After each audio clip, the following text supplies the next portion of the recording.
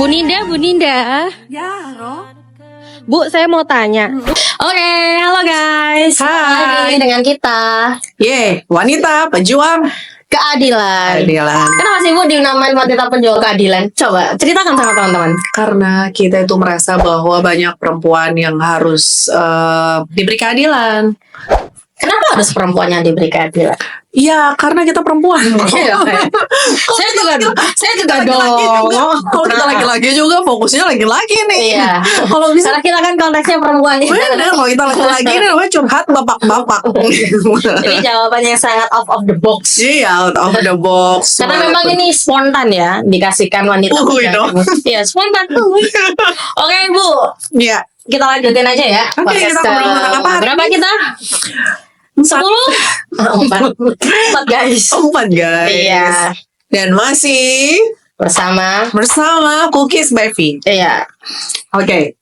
Kasih ya, dia kacang pedasnya ya. Iya, mana kacang pedasnya kok nggak ada di sini? Nggak ada. Tapi guys, kacang pedasnya enak sekali. Iya. Tahu nggak sih, kacang pedas itu kan makanan dari zaman kecil kan ya. Iya. Dan saya tuh udah jarang nemu kacang pedas yang, tau gak sih, yang dipotekin bunyi ketek gitu. Iya. Biasanya kan kalau kacang pedas yang ada sekarang tuh kan yang lemes-lemes gitu, Nah, sambalnya lemes-lemes gitu. Nah, kacang pedas ini KCP by Roro, ya, itu bisa dipotekin. Kok bisa sih? Iya. Siapa yang bikin? Mak saya. Bukan saya. Saya bagian marketing aja. Sudah saya dugong ya, tapi enak. Enak kan, Bu? Next Nomor bawa ya. rekening berapa ya? Udah saya udah punya. Saya udah punya, kamu juga udah punya, Kak. Oke. Kita selanjutnya mau bahas tentang yang ini aja loh, Bu. Apa namanya yang lagi sangat masuk di FYP saya ataupun di FYP Ibu. Oh maaf ya, FYP saya isinya gak karuan. Kalau sekarang tentang Luna Maya. Oh, itu nanti saya juga mau seperti Luna Maya. Luna Maya akhirnya mendapatkan keadilan. Masuk aja ini, Bu. Bisa aja. Bisa. Apa bintang tamunya Luna Maya? Gak mungkin. Oh, mungkin aja. Mungkin. Kalau Allah berkehendak nggak ada yang nggak mungkin. Tiba-tiba dia nyasar ke studio ini ya. Tiba-tiba halo gitu. Ya halo gitu. Terus dia bilang, kamu siapa? Oke, Bu, kita lagi bahas ini apa yang lagi ini loh tinggi-tingginya tentang yang TKI atau TKW atau bahasanya apa? TKI ya? Tenaga Kerja Indonesia. Iya, TKW tenaga kerja wanita. Benar ya? bener. Oke. Terus TKI yang dikirim di Kamboja akhirnya dia diperdagangkan itu loh, Bu. Itu Betul. gimana sih? Jadi memang ramai di Instagram, di TikTok begitu ya, yang gambarnya beberapa orang, salah satunya bilang bahwa tolong selamatkan kami gitu kan. Kami disuruh bekerja, nggak dikasih gaji, tapi nggak bisa pulang karena ditahan semuanya begitu. Paspornya juga. Semuanya ditahan. Tapi itu anehnya loh, Bu. Ketika dia dijemput tuh sama mobil mewah. Ya. Terus habis itu paspornya diminta semua. Pas dari situ dia dimasukkan ke ruangan itu. No, iya dong. Kenapa dijemput mobil mewah? Ya karena supaya untuk meyakinkan. Mereka tuh nggak tahu, Roro. Di sana tuh dia apain tuh nggak tahu. Mau kerja apa tuh mereka nggak tahu. Yang penting kerja, gajinya besar.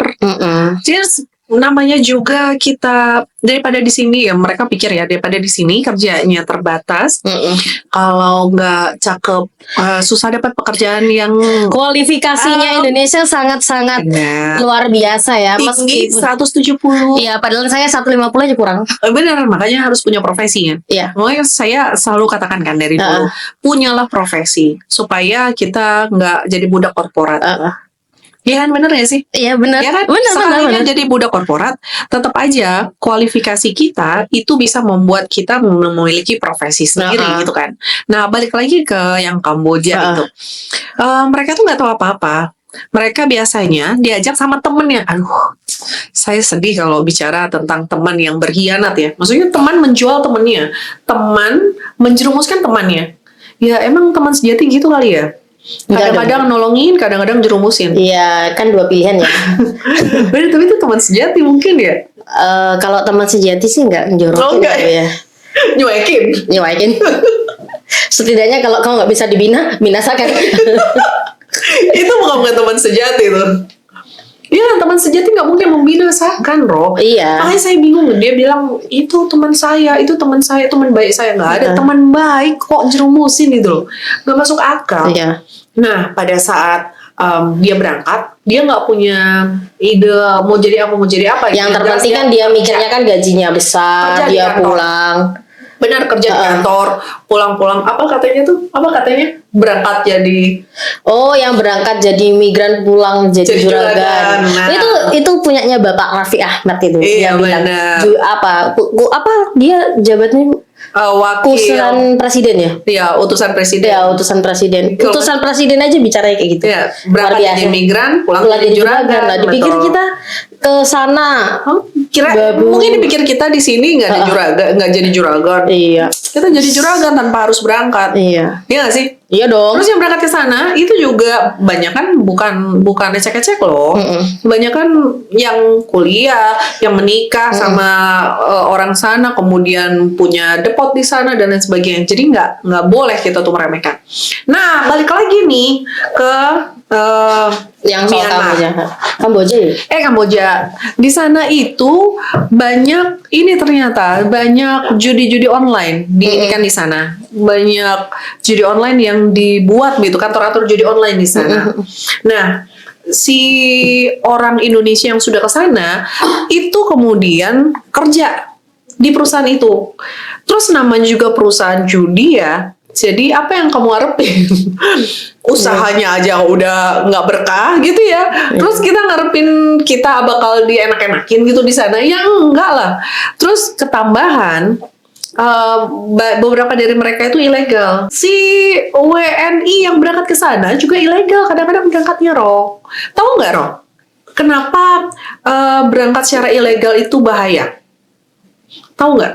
Setiap kita ke luar negeri, kalau kita berangkatnya secara legal jelas gitu ya, itu biasanya data kita akan diserahkan bahwa kita lagi ada di negara ini. Data kita tuh diserahkan. Oh iya, lanjut. Data kita tuh diserahkan. Misalnya saya nih, saya ke ke Australia gitu misalnya ya. Saya mau tinggal di sana. Nah, kalau saya berangkatnya itu legal, biasanya nama saya terrecord di sana. Untuk kemudian utusan Indonesia di sana, maksudnya yang seperti duta besar gitu ya, itu akan memastikan bahwa kita baik-baik saja di sana. Makanya kalau ada kejadian di satu negara, dubes kita kan biasanya langsung gercep kan, menginventarisir ini siapa, ada yang jadi korban nggak, apa untuk disampaikan ke Indonesia. Itu kalau kita berangkat legal, Roro. Enggak, maksud Roro yang tadi itu perusahaan yang menaungi ini itu enggak, yang terdaftar di Kamboja itu perusahaan legal semua, bukan ilegal. That's it. Iya, makanya susah kan untuk jenengan pemerintah Indonesia untuk menarik karena di sana itu perusahaannya legal, Bu. Maksud Roro itu gitu. Yang saya sampaikan itu seringkali yang minta tolong ini dia Berangkatnya ilegal, betul. iya. Sehingga Nggak maksud- pemerintah kita tidak bisa bahkan keberadaannya saja tidak terdeteksi karena nggak ada laporan gitu. Iya, maksud saya. benar. Jadi TKI itu merasa bahwa ya sudah, yang penting tinggal di sana dibayar apa-apa gitu. Nggak berhenti sampai situ. Kita tuh Indonesia punya perwakilan di masing-masing negara asing gitu ya. Dan tugasnya itu adalah memastikan WNI yang ada di sana itu terdata selamat, Bisa aman, sehat, iya, aman, dengan baik begitu. di negara orang.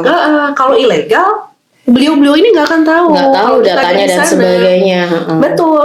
Makanya begitu tiba-tiba apa ini namanya? Viral. Di Tiba-tiba TikTok. viral karena dia perbudakan lah, apalah gitu.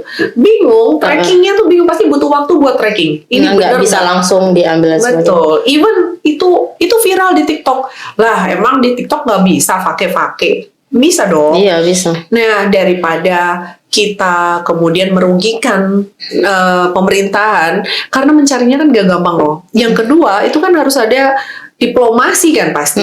Karena perusahaannya legal kata Romo. Iya, Terus legal. gimana cara ngambilnya tuh gimana? Apalagi perusahaan ini bilang, saya sudah bayar. Lah, mau ngomong apa? Ternyata berangkatnya ilegal. Ilegal. Iya kan? Berarti untuk menyelamatkan itu menjadi tidak mudah ketika orangnya tidak terdeteksi karena ilegal gitu loh. Benar sekali.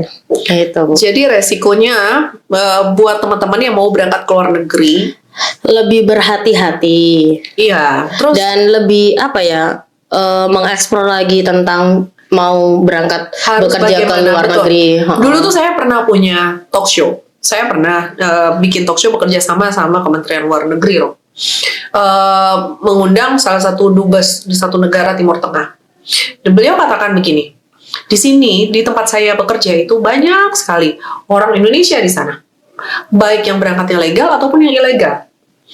Tapi itu masa dulu ya. Kalau sekarang mungkin sudah berubah. Yang di daerah Timur Tengah itu sudah maju, maksudnya sudah modern. Kalau zaman dulu kan enggak ya.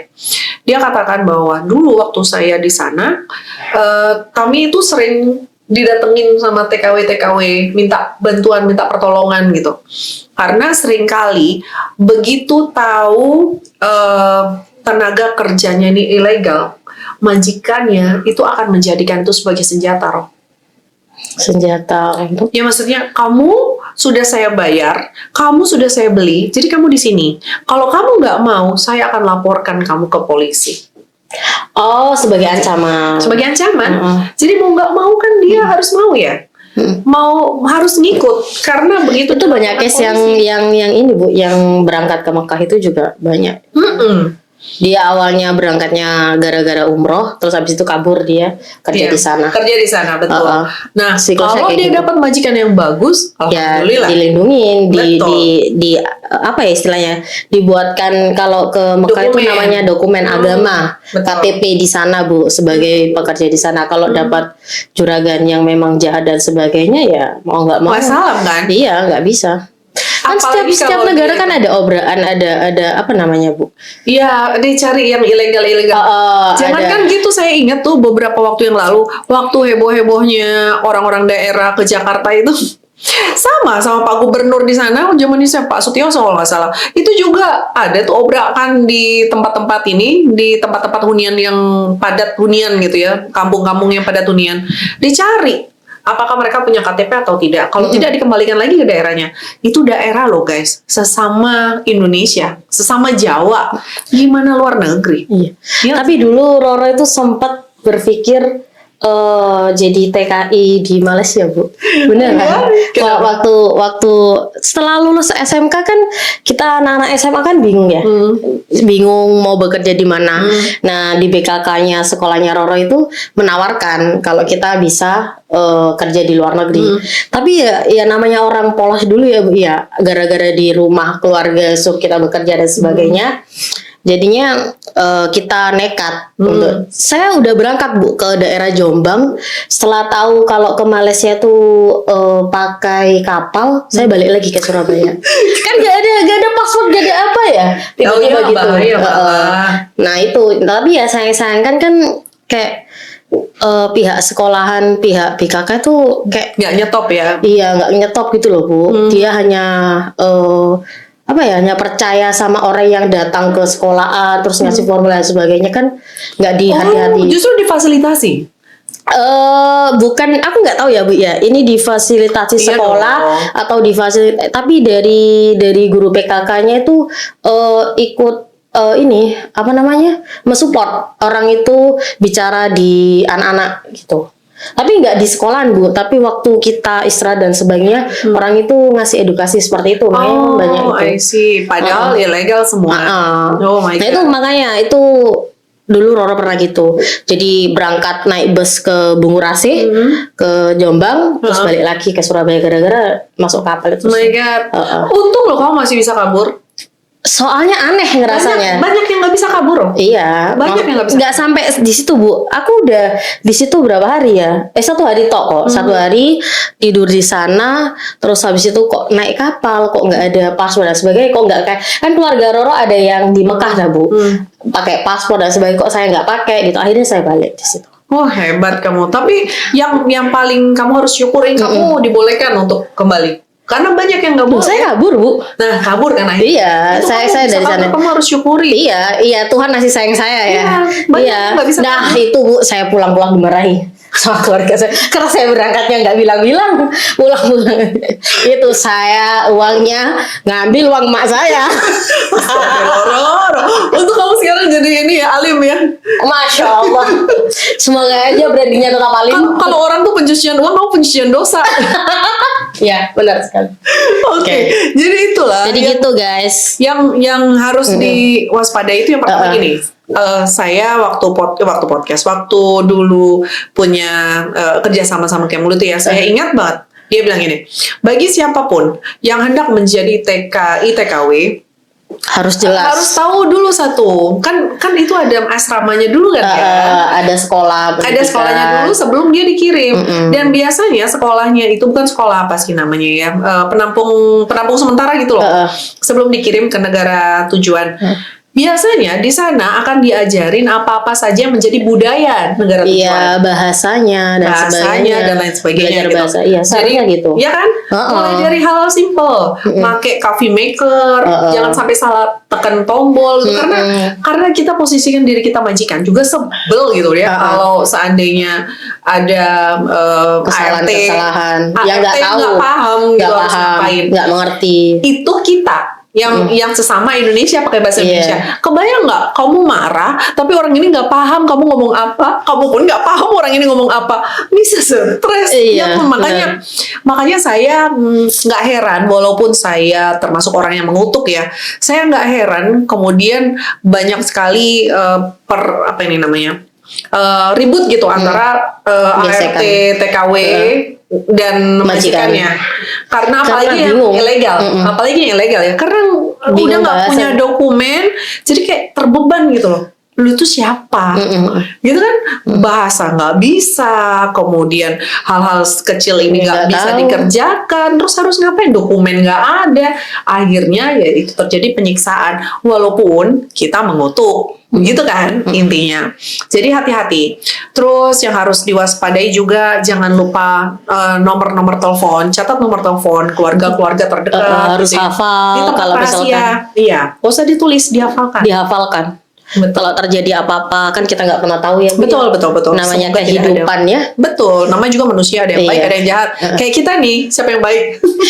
Ibu lah, nggak apa-apa saya mengalah. Enggak lah, enggak. Di dalam satu orang tuh ada baik, ada jahatnya. Kayak di dalam diri kita juga ada baik dan jahat, Bu. Bener, yang paling penting di dalam diri kita ada yang pengen makan kue. Terima kasih banyak ya untuk Cookies by V. Terima kasih banyak. Iya. Cookiesnya enak banget. Apalagi yang ini nih. Bisa kelihatan nggak sih? Bisa kelihatan kan? Bisa kan? Iya.